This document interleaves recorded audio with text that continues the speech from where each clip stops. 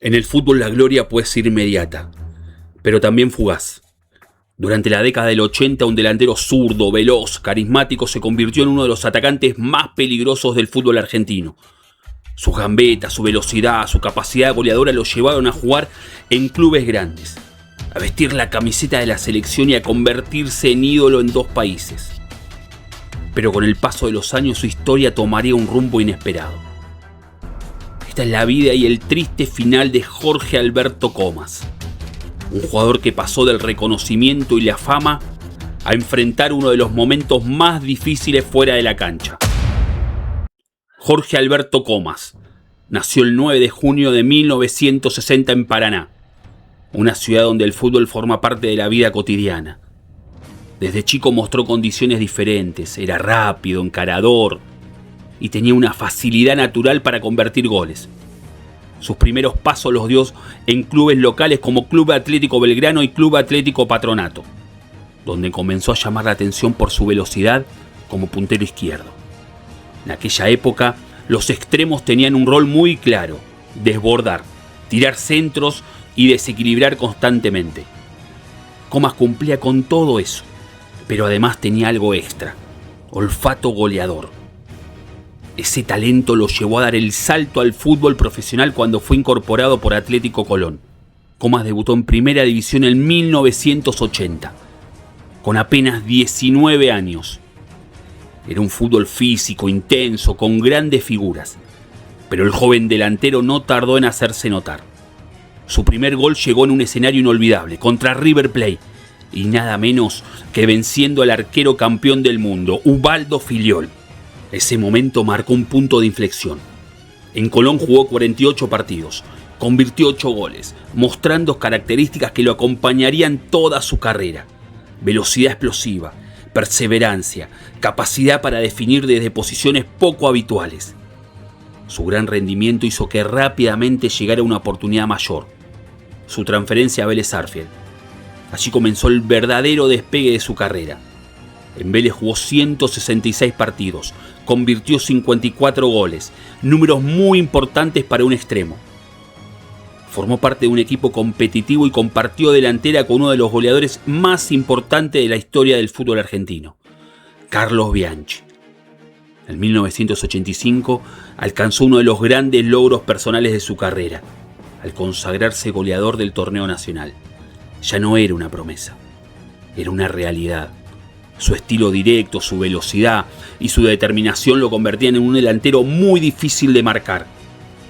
En 1986 llegó el salto que todo futbolista argentino sueña. Fue transferido a Boca Juniors. El club atravesaba una etapa complicada de lo deportivo, pero Comas rápidamente se convirtió en una de las figuras del equipo. Integró una recordada delantera junto a Jorge Rinaldi y Alfredo Graciani, bajo la dirección técnica de César Luis Menotti. Durante la temporada 86-87 fue uno de los máximos goleadores del torneo, quedando apenas un gol por debajo de Omar Palma. En Boca disputó 127 partidos y convirtió 63 goles. Además de su rendimiento, había algo que lo hacía muy popular entre los hinchas: su personalidad. Tenía carisma, estilo propio y una presencia muy marcada dentro de la cancha. Era también especialista en goles olímpicos, algo poco común incluso para delanteros. Aunque el equipo no lograba títulos, su figura quedaría asociada a aquella etapa del club. Su gran momento lo llevó a ser convocado a la selección argentina para disputar los Juegos Olímpicos de Seúl 1988. Era el reconocimiento al mejor periodo de su carrera. Sin embargo, poco después llegaría un cambio importante. En 1989 fue transferido al fútbol mexicano para jugar en los Tiburones Rojos de Veracruz. Ese movimiento marcaría el inicio de una nueva etapa. En México, Jorge Comas vivió su segunda gran etapa futbolística. Su adaptación fue inmediata. El público lo adoptó rápidamente por su estilo ofensivo y su entrega dentro de la cancha. En la temporada 89-90 logró consagrarse goleador del torneo con 26 goles. Algo que lo convirtió en uno de los delanteros más importantes del campeonato. Compartió la idolatría histórica del club con figuras como Luis de la Fuente y Hoyos, y años después sería recordado junto a jugadores como Cuauhtémoc Blanco. Además, junto al peruano Julio Ayllón, es uno de los pocos futbolistas que lograron ser campeones de goleo con el club. Durante 6 temporadas marcó 75 goles y fue modificando su estilo de juego.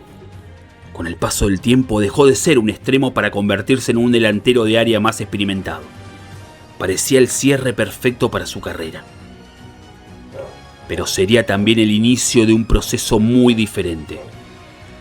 En 1994 regresó brevemente a Colón para intentar cerrar su carrera en Argentina. Sin embargo, apenas disputó 80 minutos en un partido del Nacional B.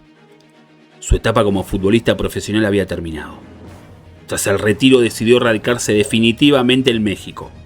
Como muchos exjugadores, intentó invertir el dinero ganado durante su carrera.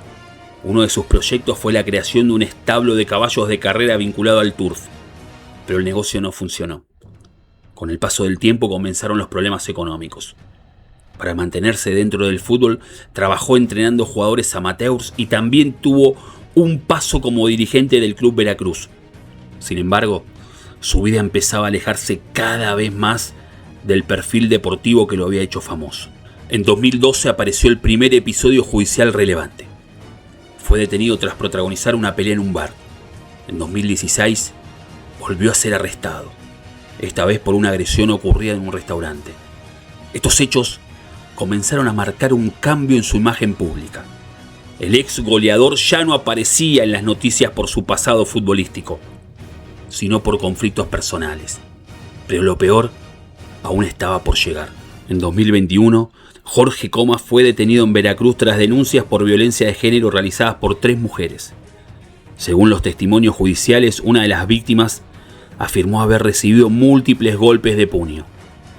Otra denunciante declaró que el exfutbolista le arrojó piedras durante el episodio. El caso avanzó en la justicia mexicana. Finalmente, Comas fue declarado culpable y condenado a 5 años de prisión. El contraste era impactante. El jugador que había disputado partidos ante miles de personas pasó a vivir en una celda de apenas 16 metros cuadrados. El ruido de las tribunas había quedado muy lejos. Tras cumplir más de 3 años de condena, Jorge Comas recuperó la libertad a fines del 2024. Las primeras imágenes tras su salida del penal lo mostraron nuevamente cerca del fútbol amateur, acompañando entrenamientos juveniles. Pero su situación personal es compleja. Personas cercanas aseguran que perdió su casa, que tiene pocos vínculos familiares y que atraviesa dificultades económicas.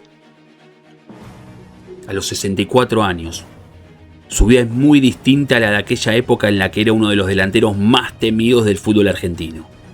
La historia de Jorge Comas refleja una realidad frecuente en el mundo del deporte. El éxito puede llegar rápido, pero sostenerlo fuera de la cancha es un desafío mucho mayor. Fue ídolo, goleador y protagonista de una generación. Pero también es un ejemplo de cómo las decisiones personales pueden cambiar completamente el rumbo de una vida. Porque a veces el partido más difícil comienza cuando termina la carrera.